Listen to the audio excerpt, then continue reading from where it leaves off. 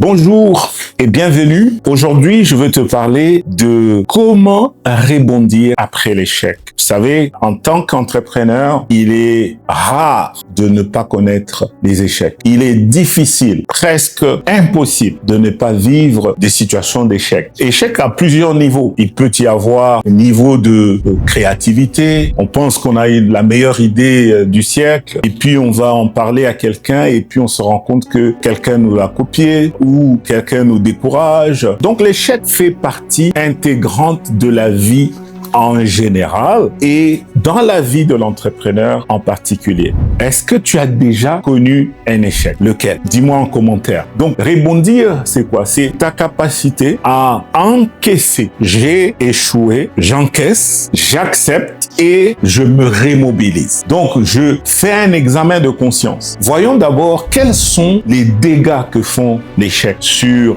la vie d'un entrepreneur. La première chose, c'est la perte de confiance. Quelqu'un qui a échoué, il a peur de recommencer parce qu'il pense qu'il va rééchouer à nouveau. Surtout si tu as échoué une fois, deux fois, trois fois, quatre fois. Donc, tu vas penser que ton identité est attachée à l'échec. N'avez-vous jamais entendu des gens qui disent « Oh, moi, je suis bon à rien. Moi, je ne suis pas capable. Moi, tout ce que j'ai fait ne marche pas. » En fait, l'échec vient teinter mon identité. Attention, parce que l'échec est un dévastateur si on ne le traite pas. Donc, l'échec va provoquer la peur. L'échec va provoquer la colère. L'échec va provoquer toutes sortes d'émotions. Et on a parlé dans une autre vidéo comment gérer et maîtriser ces émotions-là. Donc, échec, c'est quoi? C'est le fait de ne pas atteindre les objectifs qu'on s'est fixés. Exemple, j'ai décidé de lancer un produit, le cover du téléphone. Dans mes prévisions, j'ai prévu que je vais vendre 50 coques chaque semaine, donc 200 coques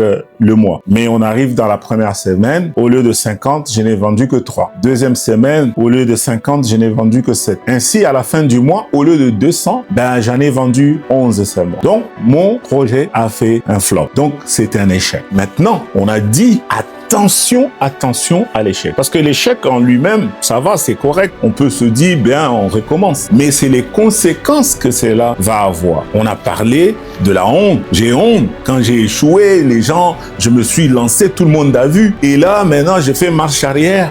Donc, ça pose un problème. Et ça rend prisonnier un entrepreneur. Ça vient le serrer, l'étouffer. Donc, tous ces sentiments-là de culpabilité, de honte, d'échec, de peur, de frustration, ça vient vous coincer. Et là, ça vous neutralise. Le problème, c'est que l'échec n'est pas une fatalité en soi, mais c'est après l'échec. Qu'est-ce que tu as fait? Est-ce que tu t'es croisé les bras? Tu as dit, ma vie est terminée. Est-ce que tu as croisé les bras? Tu as dit, moi, je ne peux plus rien faire? Ou est-ce que tu t'es remobilisé pour dire, OK, ça, qu'est-ce que j'ai fait qui n'a pas fonctionné? D'ailleurs, CBI Insight aux États-Unis, c'est un magazine qui a publié en 2021 que 70% des startups dans le monde, en tout cas on parlait du contexte américain, ont déjà connu un échec, 2 échecs, 3 échecs, etc. Donc, la majorité d'entrepreneurs connaissent à des niveaux différents les échecs. Ce n'est pas une fatalité. Au contraire, c'est une opportunité qui t'est donnée de pouvoir reprendre, mais mieux reprendre. Parce que si tu es un entrepreneur sensé, si tu as fait des choses et que ça n'a pas marché, tu vas pas reprendre la même chose et espérer que les résultats vont être différents. Donc, comme toi, tu es intelligent, qu'est-ce que tu vas faire? Tu vas faire, premièrement, tu acceptes l'échec. Il faut pas que ça devienne toi, cet échec. Non. Lecture froide de la situation. J'ai échoué, ça n'a pas fonctionné. Ne te cache pas. Ne nie pas les faits. Ne maquille pas les chiffres. Vous savez, il y a des gens, ça va mal. Tu lui demandes, mais il maquille les chiffres pour montrer que ça va bien. Non.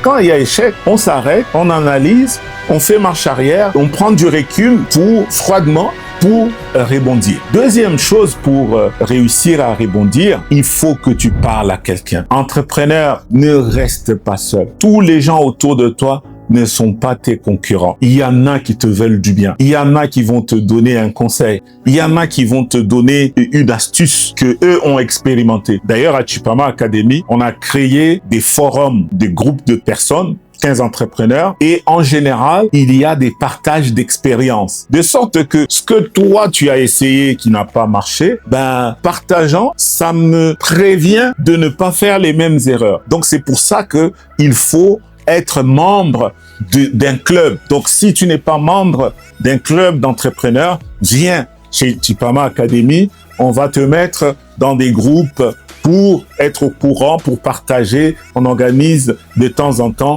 des webinaires de partage.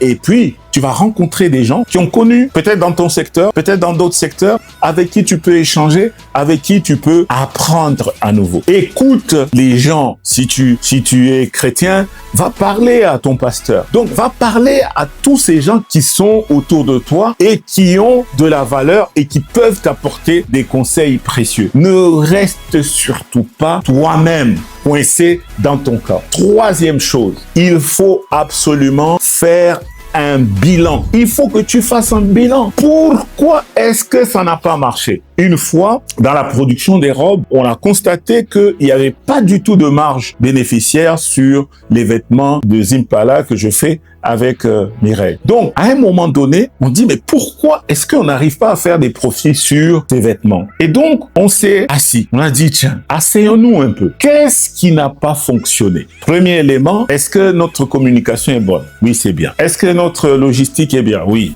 Est-ce que notre service client est bien? Ah, il y a des choses à améliorer. Est-ce que nos coûts de production sont bons? Non. Là, tout de suite, on a constaté que nos coûts de production étaient 2 fois supérieurs, voire 3 fois supérieurs au coût de production sur le marché. Va calculer ton coût de production. Décompose les éléments de ton coût de production. Et là, on a décomposé notre coût de production et on a identifié le goulot d'étranglement. On a identifié cette composante, le maillon dans la production qui était celui qui faisait gonfler nos coûts de production. Qui dit coût de production élevé, dit baisse, diminution des marges bénéficiaires. On a ajusté ça parce qu'on a mis un nouveau process en place et boum, bingo, on avait retrouvé le chemin des marges bénéficiaires. Donc, le chemin de la prospérité de notre entreprise.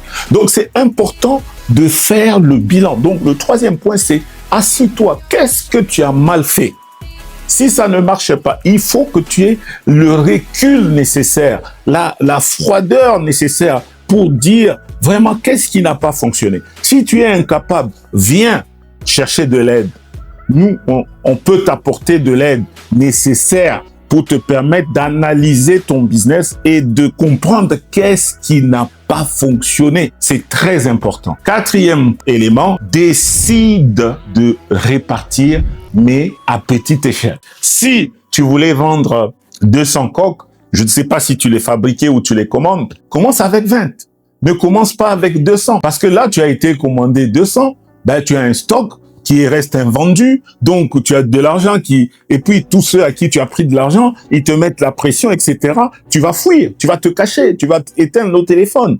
Non, on ne fait pas ça. Un entrepreneur, c'est celui qui prend ses responsabilités, qui décide de redimensionner son projet et de le réduire et de partir petit à petit. D'accord? Donc, ne reste pas seul. Moi, j'ai l'habitude de dire, l'échec n'existe pas. Parce que le succès, c'est la somme de tous les échecs. Parce que tu as échoué, tu t'es amélioré. Ça, c'est Winston Churchill qui a dit. Il dit, le succès, c'est la somme de tous les échecs que tu as vécus. Donc, connaître un échec, c'est pas ça le problème. C'est ce que tu fais. Parce que tu as abandonné. Alors, relève-toi, champion. Relève-toi, entrepreneur. Tous les entrepreneurs, chacun a des cas à te partager. Donc, si tu me suis là et que tu as aimé cette vidéo, dis-moi en commentaire quel est l'échec que tu as connu et comment tu as fait pour rebondir. Et si tu as aimé cette vidéo, n'hésite pas de liker, n'hésite pas de la partager avec d'autres amis. D'ici là, porte-toi bien. On ne lâche pas. On ne lâche pas. On ne lâche pas. Peace.